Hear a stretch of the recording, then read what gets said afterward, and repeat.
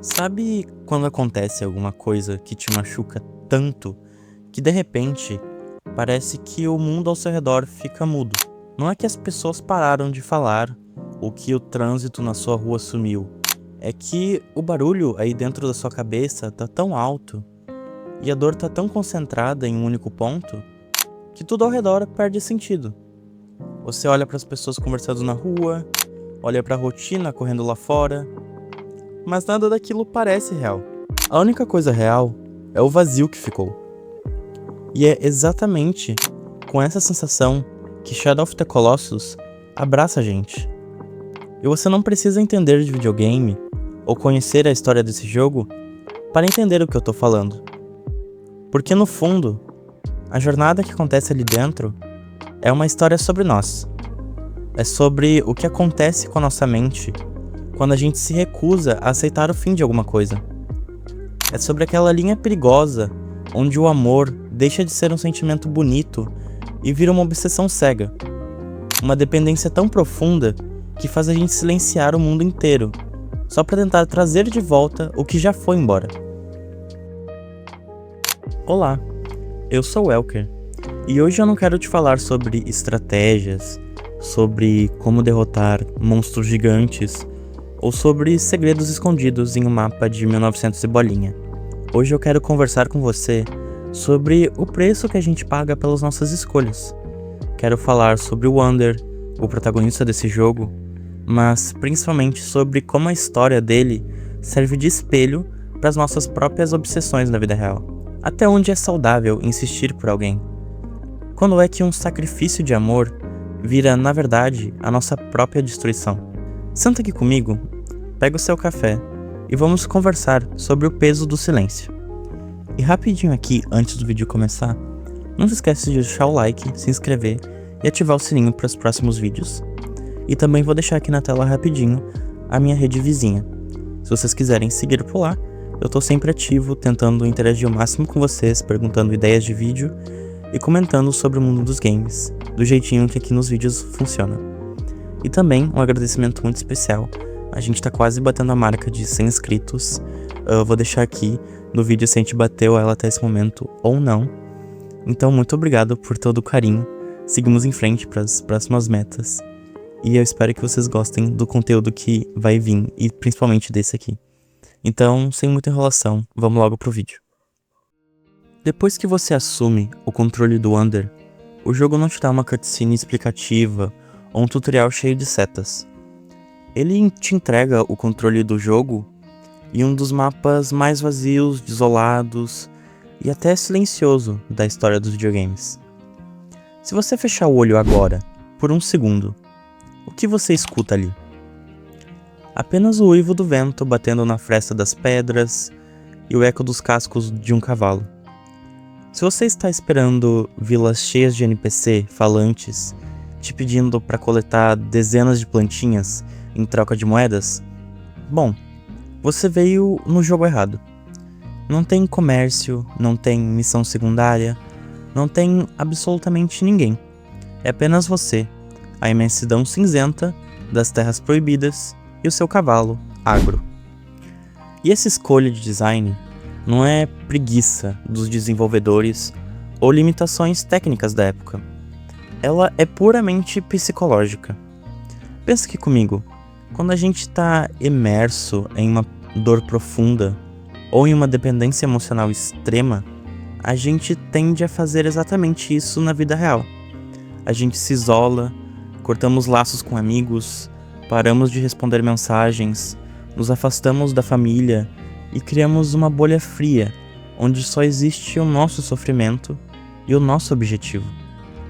O vazio daquele cenário não é um mapa mal planejado, ele é o reflexo exato do deserto, que a nossa mente vira quando a gente escolhe se fechar para o mundo por causa de alguém. Você já se pegou criando um deserto desses ao seu redor? No meio dessa solidão esmagadora, a presença do agro ganha um peso que poucos jogos conseguiram replicar. Vamos ser sinceros aqui. Controlar o agro no começo do jogo pode parecer uma luta frustrante contra os controles. Você puxa o analógico e ele não vira instantaneamente, como um carro de Fórmula 1. Ele hesita, ele tem peso, ele erra o passo, ele se comporta como um animal de verdade. E isso é lindo. O agro não é apenas um meio de transporte rápido para cruzar o mapa. Ele é uma ligação viva, calorosa e pura, que restou na vida do Wander. É o único ser vivo que não o julga, que não questiona suas decisões, claramente autodestrutivas, e que permanece fiel, galopando firme ao lado dele até o final do mundo. E na vida real, quando a gente entra numa obsessão ou num relacionamento que está nos destruindo, o padrão é o mesmo. A gente ignora os conselhos de todo mundo e se apoia desesperadamente naquelas pouquíssimas conexões que aceitam caminhar com a gente.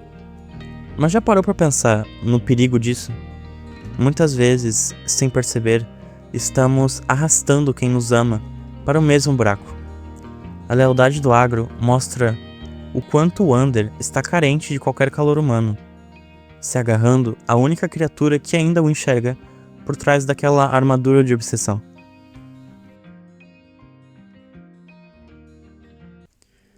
E aí, depois de minutos caminhando, cavalgando por esse vazio, o silêncio pesado daquele mundo é quebrado pelo chão tremendo. É quando a gente encontra o primeiro colosso. Você se lembra da sensação de ver aquele primeiro gigante subindo a colina? É aqui a grande virada desse jogo, mexendo com o nosso senso de moralidade de um jeito perturbador. Convenhamos, a gente cresceu jogando videogames onde os monstros são, bem, monstros. Eles invadem cidades, gospem fogo, ameaçam o tecido do universo. Mas em Shadow of the Colossus, esses gigantes de pedra, terra e musgo não estão fazendo mal a ninguém. Olha para eles com calma. Eles são criaturas antigas, monumentais, que estavam apenas existindo em paz, nos seus próprios cantos isolados por séculos. Eles fazem parte daquela natureza. Quando o Wander saca a espada sagrada e decide caçá-los, o jogo inverte totalmente o papel tradicional do herói vilão. O perigo ali não é um dragão maligno, o invasor egoísta. O monstro de verdade que quebra a harmonia daquele ecossistema é o próprio protagonista. O design pacífico e quase divino dos colossos serve como um espelho, incômodo para nós. Até que ponto é justo a gente passar por cima de tudo e de todos, destruindo projetos alheios, magoando pessoas inocentes e quebrando a paz de terceiros, só para saciar uma necessidade ou um desejo que é puramente nosso? Quantos colossos invisíveis a gente derruba na nossa vida só para conseguir o que a gente quer? E a sensação de culpa não vem de uma lição de moral em texto, mas pela forma crua como o jogo trata sua vitória. Sabe aquela clássica recompensa dos jogos quando você derrota um chefe difícil? Aquela música épica, as luzes piscando, ou os fogos de artifícios virtuais que te fazem sentir um herói? Esquece. Aqui, quando a lâmina perfura o ponto fraco de um gigante e o gigante cai, a música de ação simplesmente morre. Entra um coro fúnebre, arrastado, melancólico, que faz o seu estômago revirar. Você não sente orgulho, você sente que cometeu um crime. O corpo do colosso desaba, levantando poeira, e logo em seguida, várias cordas pretas e sombrias saem da criatura e perfuram o peito do Wander. Ele cai desmaiado, como se estivesse absorvendo aquela morte, e acorda de volta no templo inicial. Conforme você vai avançando e derrotando mais colossos, a evolução física do protagonista é perceptível. Tem pequenos detalhes como a pele dele perdendo a cor, ficando acinzentada, os olhos escurecendo, o cabelo perdendo a cor e até pequenos chifres aparecendo na cabeça. Ele está visivelmente adoecendo por dentro e por fora. Isso é a metáfora perfeita de quando a gente insiste em caminhos errados, ou relacionamentos tóxicos na vida real. A gente se doa tanto, se desgasta tanto tentando segurar algo que já acabou, que quando a gente finalmente para e se olha no espelho, A gente mal consegue se reconhecer. A gente mal consegue reconhecer a pessoa saudável que a gente era antes daquilo começar. Você já se olhou no espelho e se perguntou: quem é essa pessoa em que eu me tornei? A dependência cega o Wander de tal forma que ele olha pro próprio corpo apodrecendo, sente a corrupção na pele e pensa: não importa, eu preciso continuar. E chegando nesse ponto de não retorno, que a gente precisa dar um passo para trás e olhar pro Wander com dois olhares diferentes. É aqui que o roteiro da vida dele e da nossa fica terrivelmente complexo. Por um lado, se a gente olhar para essa jornada com aquelas lentes puramente românticas que o cinema nos ensina, o Wander pode ser visto como um herói definitivo. O cara que desafiou os deuses, cruzou terras proibidas onde ninguém ousava pisar, roubou uma espada sagrada, fez um pacto perigoso com uma entidade misteriosa chamada Dormin e aceitou destruir 16 divindades antigas apenas para dar uma segunda chance à garota que ele amava, a Mono. É a romantização do sacrifício supremo. A nossa sociedade adora bater palma para quem abre mão da própria vida por amor, não é? A gente consome filmes, livros e músicas que dizem o tempo todo que amar de verdade é sofrer, é se anular, é ir até o inferno pelo outro e carregar o mundo nas costas. A gente aprendeu a achar muito poético e bonito o comportamento de quem se destrói em nome de uma relação. Mas será que isso é mesmo amor? Se você tirar essa lente romântica por um segundo e limpar os seus olhos com um pouco mais de frieza e maturidade humana, o Wander deixa de ser aquele herói e assume o papel de vilão da própria história. Não só pelas criaturas pacíficas que ele extinguiu pelo caminho, mas pela própria Mono. O jogo deixa claro que ela foi sacrificada por causa de um destino trágico. Ela morreu. O ciclo dela havia se fechado e ela estava descansando. E o Wander, na sua total incapacidade de lidar com o luto, na sua recusa egoísta em aceitar que as coisas chegam ao fim, decide violar as leis da natureza e do próprio tempo para trazê-la de volta. Presta bem atenção nisso. Ele não se pergunta se ela quer voltar. Ele não sabe o preço que ela vai pagar por essa ressurreição. Ele simplesmente não consegue deixar a garota ir descansar em paz. Porque, na verdade, ele não consegue viver com a ausência dela. Isso não é uma forma de amor puro. É a forma mais perigosa de dependência emocional que existe. É quando a gente se agarra desesperadamente a alguém, ou à memória de alguém. Não pelo que a pessoa é, mas pelo que a gente tem pavor absoluto de ficar sozinho com o nosso próprio silêncio e com a nossa própria solitude. E é no desfecho dessa história trágica que, quando o último colosso desaba, o silêncio volta a reinar. O Wander finalmente precisa pagar a conta, e a conta sempre chega. Ele descobre, da pior forma possível, que a entidade nunca se importou com suas dores. Estava apenas usando o garoto como uma marionete para libertar seus próprios pedaços aprisionados naquelas criaturas. Em uma cena agonizante de assistir, o Wander é totalmente possuído, transformando-se em um monstro gigante de sombras. Ele luta contra o próprio destino, tenta caminhar em direção ao corpo de Mono, mas as preces dos xamãs fazem efeito. Ele é sugado para dentro de uma fonte selada. Ele tenta resistir, se segurar nas bordas de pedra, mas a gravidade da sua própria escolha o puxa para baixo. Ele regride, se esvazia, até virar um bebê chorando no chão. Um bebê que ainda carrega os pequenos chifres na cabeça. Então, a Mono finalmente acorda. Ela se levanta daquele altar de pedra, caminha pelo templo completamente vazio. Encontra o agro machucado que retornou mancando e vê o bebê no chão. O Wander conseguiu o que ele queria. Ela estava viva. Mas a que preço?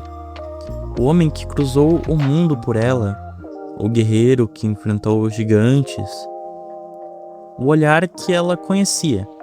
Nada disso existe mais. Ele se apagou por completo no processo. Ele sacrificou sua história, sua moralidade, sua forma humana e sua própria identidade. Ele se destruiu para dar a vida a algo que ele nem ao menos vai poder vivenciar. E então, essa conclusão silenciosa de Shadow of the Colossus, enquanto a gente se afasta do templo e nos mostra os créditos subindo, deixa uma pergunta incômoda ecoando na nossa cabeça. Muito tempo depois que a gente desliga o jogo. O que a gente tem sacrificado hoje em dia pelas nossas próprias obsessões? O que a gente tem deixado morrer dentro de nós enquanto insistimos em carregar pesos que não devem ser nossos? Ou tentando consertar situações e relacionamentos que o tempo e a vida já levaram embora? Vale mesmo a pena silenciar o mundo ao redor e se isolar de quem te quer bem e se perder completamente de si mesmo para tentar forçar um recomeço que a vida já disse com todas as letras que não vai acontecer? O amor de verdade constrói espaço, traz paz e nos faz crescer. A dependência emocional, em contrário, só constrói ruínas e nos diminui. Às vezes a maior prova de coragem, de maturidade e de amor que a gente pode dar, tanto pelo outro quanto por nós mesmos, às vezes não é lutar contra 16 gigantes de pedra. É simplesmente ter a hombridade de aceitar o fim, deixar o silêncio entrar e permitir que o que precisa ir embora finalmente descanse. Gente, esse papo foi complexo. Eu espero que vocês tenham gostado do assunto de hoje e da discussão sobre Shadow of the Colossus. Não esquece de deixar aí embaixo se você já se sentiu numa situação parecida com algum relacionamento tóxico que te privou da sua personalidade e de quem você era e acabou se matando por dentro pra deixar aquilo vivo e dolorido, sabe? Ou se talvez uma situação melhor do que isso, se você está num relacionamento que você construiu muito, que você realmente lutou por ele, mas que no meio desse caminho você entendeu que não precisava se perder e que encontrou paz naquilo.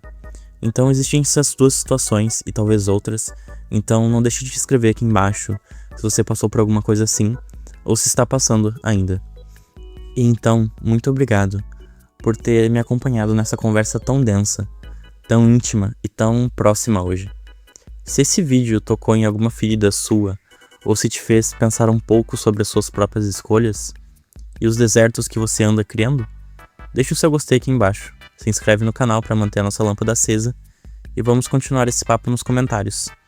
Você consegue enxergar o Wander como um herói trágico? Ou no fundo ele foi só o verdadeiro vilão dessa história? A gente se vê no próximo vídeo. Cuide-se bem por aí do outro lado. E se aparecer algum gigante na rua, pensem bem se ele realmente é um monstro ou se ele só é um gigante tentando viver uma vida em paz. E é isso, nos vemos no próximo vídeo. Até mais.